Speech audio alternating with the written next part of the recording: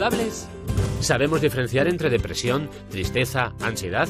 ¿Todo es lo mismo? ¿Podemos aplicarles el mismo tratamiento? El odontólogo Víctor Lucas nos acercará a las patologías que podemos padecer en nuestras encías y cómo las debemos prevenir. Aquí comienza Saludables. Bienvenidos y bienvenidas una tarde más a Saludables. Temas muy interesantes, como siempre, todos los días. Y además hablaremos de un tema muy importante al final del programa. Eso de que si a usted le gusta el esquí, ir a esquiar, lógicamente tiene que protegerse. Y sobre todo tiene que proteger sus ojos. Las gafas en la nieve es un instrumento muy importante, una indumentaria que tiene que formar parte de nuestra, valga la redundancia, de nuestra indumentaria para ir a la nieve. Eso lo veremos al final. Pero, ¿qué les parece si hoy hablamos un poco de psicología? Vamos a la mesa de consulta, porque tengo ahí a la doctora en psicología, la doctora Raquel Baeza, del Centro Médico. Raquel, buenas tardes. Muy bienvenida. Buenas tardes, ¿qué tal? Vamos a hablar de, tres enfermedades, tres sintomatologías, tres padecimientos: depresión, tristeza y ansiedad. ¿Es lo mismo? No, como bien se sabe, hay que saber diferenciarlos, pero sí que es verdad que muchas veces se vienen solapadas y es lo que confunde a la gente. La tristeza en sí sería un sentimiento, un estado que no dejaría de ser un síntoma posible de depresión junto con otros muchos. Depresión y ansiedad no son lo mismo. De hecho, la ansiedad se caracteriza más por una activación de la persona. La persona puede estar más irritable, se caracteriza por un estado más de por ejemplo, problemas de insomnio. La persona está como un motor, ¿no? Sin embargo, en la depresión es más una apatía lo que tiene la persona, un decaimiento. Y es importante saber diferenciarlas, aunque sí que es cierto que en muchísimas ocasiones ambas se mezclan y esto dificulta el diagnóstico y por tanto el tratamiento, claro. Pero realmente a la hora de tratar este tipo de alteraciones hay que ver el origen. ¿Vosotros los psicólogos vais al origen? Generalmente soléis ir al origen, eso está claro, pero ¿es fácil identificar el origen de esas tres alteraciones? El origen normalmente es múltiple, y esto yo siempre digo que cada paciente es individual y un mundo. No solo va a depender de la persona como tal, sino de las circunstancias que haya vivido esa persona.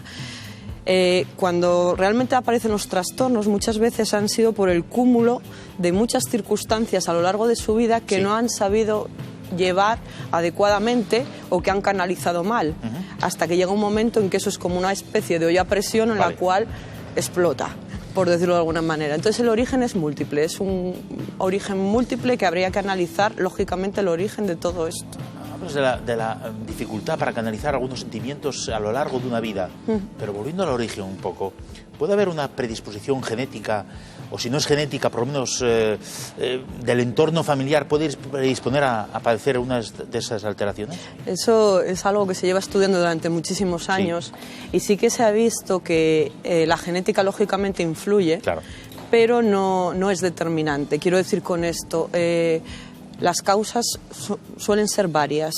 Puede haber un origen genético, pues yo que sé, padre o madre muy depresiva, pero a esto se le tiene que unir muchísimo el factor ambiental, las circunstancias de esa persona y la persona en sí, qué tipo de personalidad tiene y cómo la ha ido desarrollando a lo largo de la vida. Entonces, no hay una causa concreta por la que se tenga depresión o ansiedad, sino que es de factores, ¿no? Efectivamente. Pero el hecho de convivir con una persona que padece depresión, tristeza o ansiedad puede predisponer para que uno mismo no sepa enfrentarse a las situaciones de la vida pensando que es lo normal o lo habitual, que uno reacciona frente a las dificultades pues encerrándose en casa.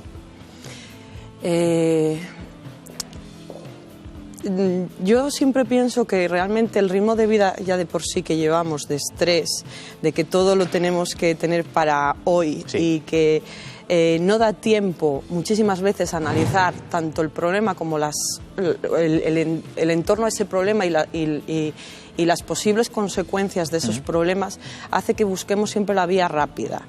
Y la vía rápida a veces es buena y otras veces no es tan buena. Nosotros enseñamos a los pacientes a pensar sobre el problema, les dotamos de técnicas o de herramientas que lo mismo ellos en esos momentos de obcecación con el problema o la situación no son capaces de ver. Y trabajamos también mucho con su entorno, es decir, las terapias se quedan cojas si no se trabaja con familiares y personas que están alrededor de estas personas que están sufriendo en esos momentos esa depresión o esa ansiedad. Entonces, para nosotros es tan importante trabajar con el paciente como con sus familiares para que ayuden, para que sepan qué pueden hacer ellos para curar o tratar esta depresión o esta ansiedad. A veces la gente no tiene tendencia a querer solucionar ese problema que tiene, pues acabando con los síntomas, es decir, tomando algún tipo de fármaco y automedicándose y no solucionando el problema, sino empeorándolo. ¿Suele pasar? Sí, de hecho el aumento de psicofármacos es evidente. Claro. En España en los últimos años hay estudios que están viendo un despunte, ¿no?, de todo esto. Que, bueno, yo esto lo hemos hablado muchísimo con los compañeros psiquiatras ahí en el centro médico y sí que funciona un poquito eso que estamos hablando. Hay un despunte de los psicofármacos y la gente tiende a buscar, era un poco lo que comentábamos antes, una solución rápida, fácil y eficaz. Pero eso no es ninguna solución.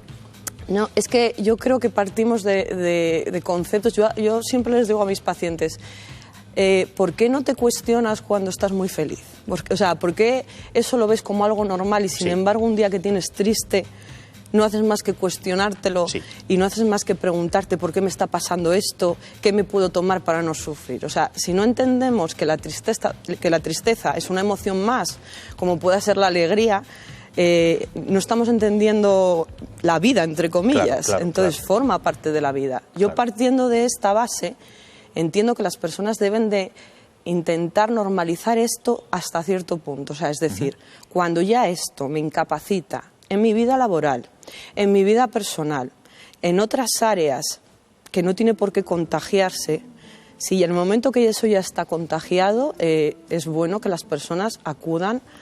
Pues igual que cuando nos duele la cabeza vamos al médico, pues como lo más normal del mundo, cuando yo tengo un problema psicológico, tendría que acudir al psicólogo o al psiquiatra, dependiendo del especialista que corresponda en ese momento, pero esto a día de hoy no se ha normalizado.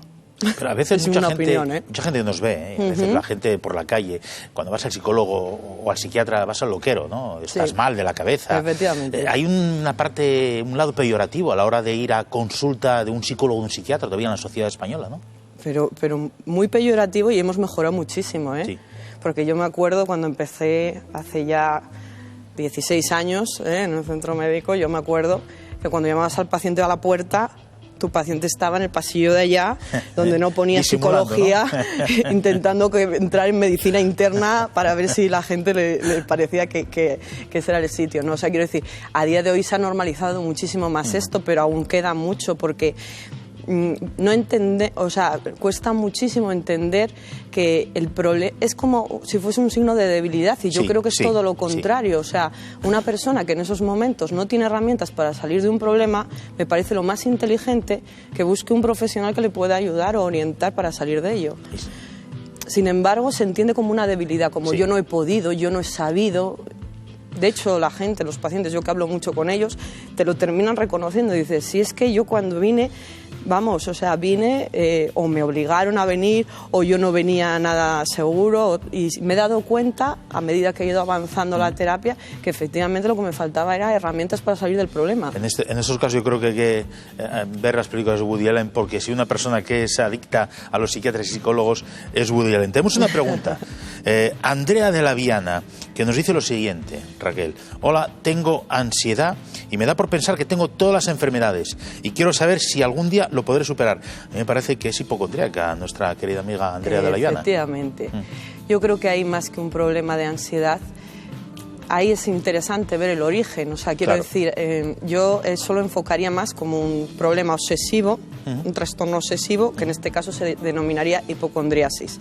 O sea, es decir, esa ansiedad se le está produciendo por un pensamiento irracional, recurrente, que le viene a la cabeza como un bombardeo constante, que es, tengo esta enfermedad, tengo esta, tengo esta, tengo esta.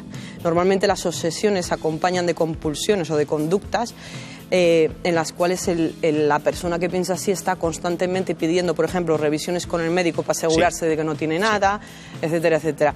Al final no dejan de ser conductas que alimentan la ansiedad y no alivian, o sea, cuanto más las hago, más ansiedad tengo y antes tendré que necesitar una revisión. Bueno, está claro que a Andrea de Leviana tenemos que aconsejar que acuda a un especialista, a su médico de cabecera, que le remitirá a psiquiatra o psicólogo para poder salir de este problema, de este impasse que está sufriendo. Es un problema más bien obsesivo de enfermedad.